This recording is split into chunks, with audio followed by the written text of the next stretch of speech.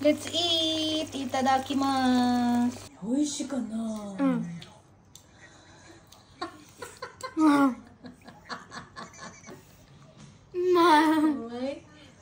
Hi guys! For today's video ay magluluto nga tayo ng lunch, no? Ang lulutuin natin ay itong Ajinomoto Kokudo Chinjaurosu. Ayan, favorite ko to guys. Ilang beses ko na rin itong naluto. Ayan, sobrang sarap kasi nito. Ayan, paborito namin, lalo na ng mga bata. Manamis-namis kasi siya. Ayan, so, ito nga ang gagamitin nating ingredients. So, ito ang gagamitin kong meat. Beef and pork, minced beef and pork siya yan, pinaghalo na siya dyan. Ito lagi kong meat na ginagamit, no?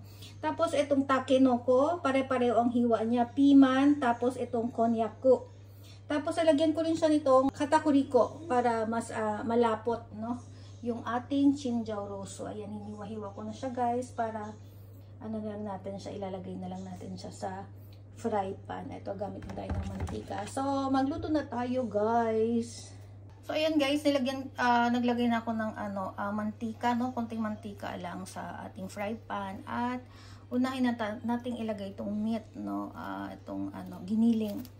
Beef and pork, minced beef and pork. Ilagay na natin siya dyan. Ayan. Tapos, lutuin lang natin siya ng konti. Ayan. Tapos, ilalagay na natin yung mga sahog na gulay. Napakadali lang itong lutuin guys.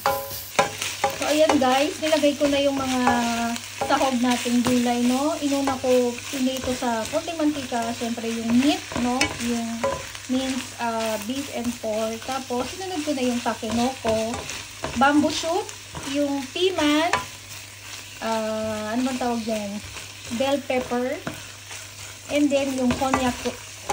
Pwede naman walang konnyaku.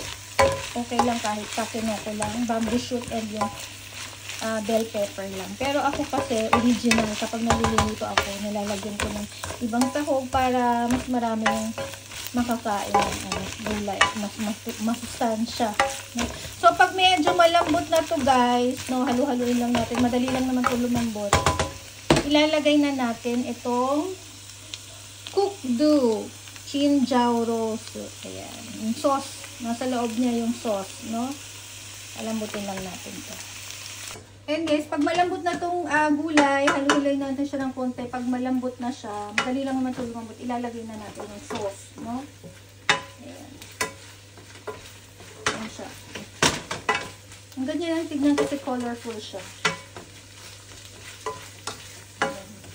So, ilagay na kaya natin yung sauce, no? Kasi tingin ko malambot na to. Around ano lang, 3 minutes lang haluin. Tapos ilagay na natin itong sauce ng Kokudo. Ayan siya. Ayan yung laman niya. No? Ayan yung sauce niya. So ilagay na natin siya.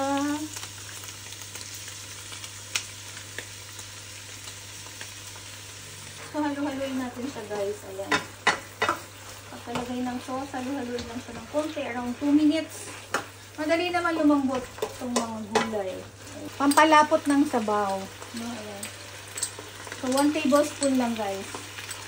Ayan, lagyan natin siyang ganyan. Ganyan lang siya. Ayan. Tapos, haluin lang natin. Ganyan siya ulit. Ayan. 1 minute lang, luto na to. Ayan guys, luto na to. Diba? Sobrang dali lang maluto. Ayan o, malapot na siya kasi nilagyan natin yung katakuriko. Sobrang sarap nito guys. Manamis-namis siya. Ilang beses ko na itong niluto. Try nyo rin to guys, no? Lalo na kung dito kayo nakatira sa Japan, no? Kokudo ang masarap. Lagi kong ginagamit. Kokudo na chinjaurosu. Let's eat! Itadakimasu! Oishii ka na?